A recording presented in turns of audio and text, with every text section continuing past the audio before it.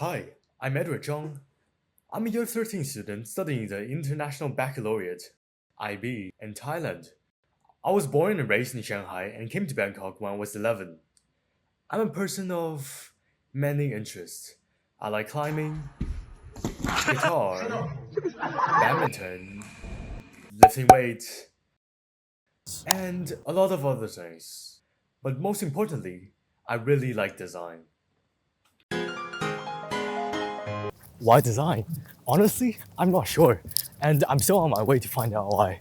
I think a large part of it is my personality. Growing up, I've always been a rebellious kid. I'm the one who break boundaries and be the nail that sticks out.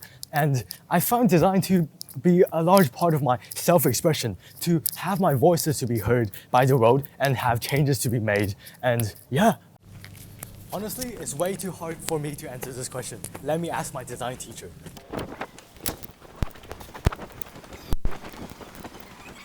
Velfie, it's Hey, Edward. Mr. Chen. Edward, hey. Hey, why do you think I love design? Why? I think it gives. Sorry, you go. I think it gives you the freedom to be as creative as you want to be. I think like you have caps in some subjects on how creative you can be, and in design, hopefully, I get the impression that you don't feel capped. Okay, thank you.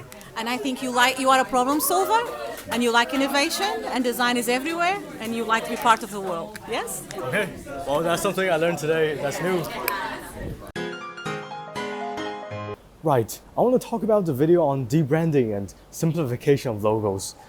Logo design is one of the first design I've learned in school, and it's always had a special spot in my heart. So I grew up at the very end of, well, if you call it, the unsimplified period of logos. What that means is that when I was young, Pringles still had their, iconic red tie and, the haircut and all of that. It also means that Firefox still had an actual fox in it. So I think what I'm trying to get to is that, the video made a lot of good points, It tells you how about professionalism, about customization, about flexibility of simplified logos. It's about, hopping on the train of mobile application and social media branding. But it's missing a key point, which is that people are not against simplicity. What people are against is the lack of character, the repetitiveness, and the boringness inside those logos.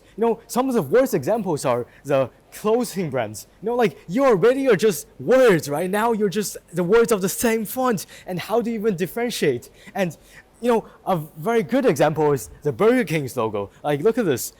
The new logo, it has nicer color, warmer colors, it has a more obvious burger element in it, and what they did was just reverting back into what they started with, which was in the 90s, they had the same logo. So I think the problem isn't just simplifying or the trend of simplifying or debranding. It's really just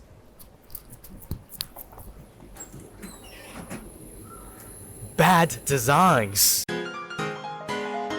So instead of telling you 3 ways to improve one product, I'm actually going to tell you 3 ways to improve 3 products, just to avoid things like, oh, I'm going to make the material more sustainable.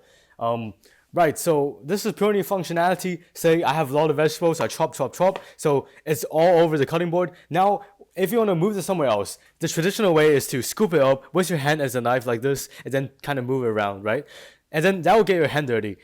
So imagine, what if you can just move the chopping board itself? What if you can fold the chopping board up like this, fold the 2 sides up, so then you can kind of just move all this vegetable somewhere else and just push it down with a knife, so then you don't have to get your hand dirty, right? That's one way. Secondly, I'm trying to cook. So I'm trying to cook here, and then I cook, and then now I need to take the lid off. And then, oh no, there's a bunch of sauce. I don't have space to put the lid, and it's gonna burn my hand. So imagine, what if you can put the lid straight up on the table.